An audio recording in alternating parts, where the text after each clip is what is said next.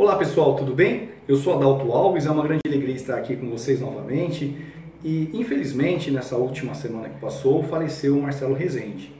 E muitas pessoas teceram comentários e julgaram a vida de Marcelo Rezende, dizendo que Deus não ouviu a oração dele, porque se Deus tivesse acolhido a oração dele, ele teria sido curado, que ele não se converteu, porque se ele tivesse se convertido, Deus teria acolhido a oração dele e ele não teria sido levado por essa enfermidade.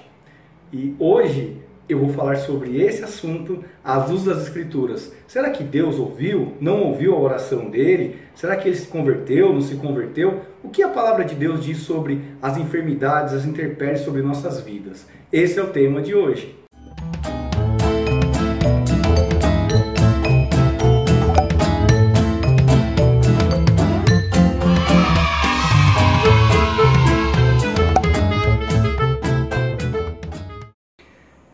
Atualmente, infelizmente, a teologia da prosperidade está em evidência. Muitas igrejas e muitos pregadores pregam que você na presença de Jesus, você não tem enfermidade, você não tem intempéries, e que se você está passando por uma grande enfermidade, por uma provação familiar, por uma provação financeira, é porque você está afastado de Jesus, com certeza você está em pecado, né? Esses dias eu estava conversando, aconselhando até uma pessoa que me ligou e disse que estava com vergonha de ir para a igreja porque ela passou por algumas dificuldades financeiras e teve que vender o veículo agora e teria que ir de ônibus para a igreja. E aí as pessoas iriam falar que ela estaria em pecado, por isso que ela teve que vender o carro dela e por isso que ela está com esse problema financeiro.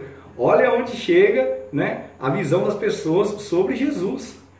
E o que realmente Deus diz sobre isso? O que a palavra de Deus diz sobre essas intempéries sobre nossas vidas? Assim como aconteceu com Marcelo Rezende, que passou por essa enfermidade, por esse processo e faleceu.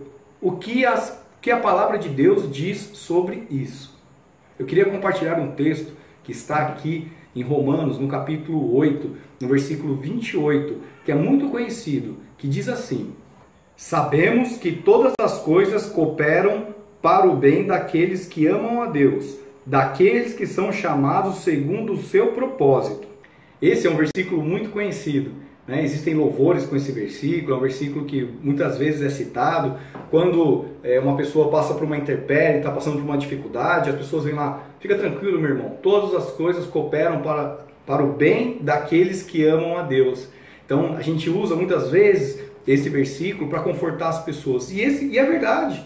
E esse versículo é uma verdade. Só que nós precisamos entender o que significa bem. Então, quem entende que o bem é ter uma vida financeira boa, ele vai ler esse versículo assim: todas as coisas cooperam para a prosperidade financeira daqueles que amam a Deus. Aqueles que acham que a saúde é em primeiro lugar, então ele vai colocar assim: todas as coisas cooperam para a saúde daqueles que amam a Deus. E muitas pessoas ficam interpretando, conforme o que acham melhor para si, o que significa o bem.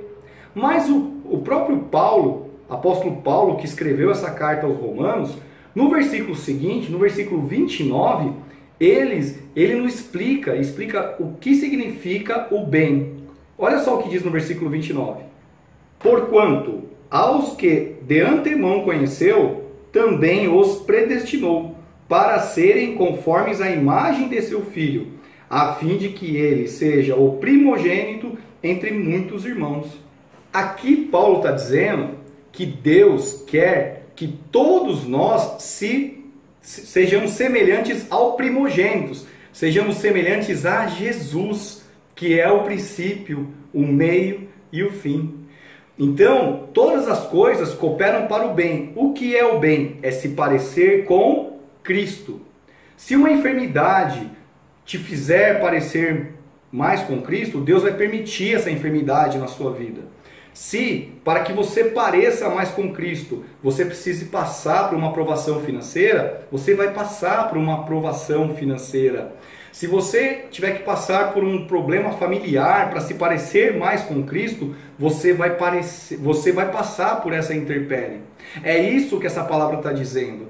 E as pessoas interpretam erradamente. Então, se o Marcelo Rezende passou por aquela enfermidade, esse câncer, que foi necessário para que se ele parecesse mais com Cristo, ele passou por essa enfermidade.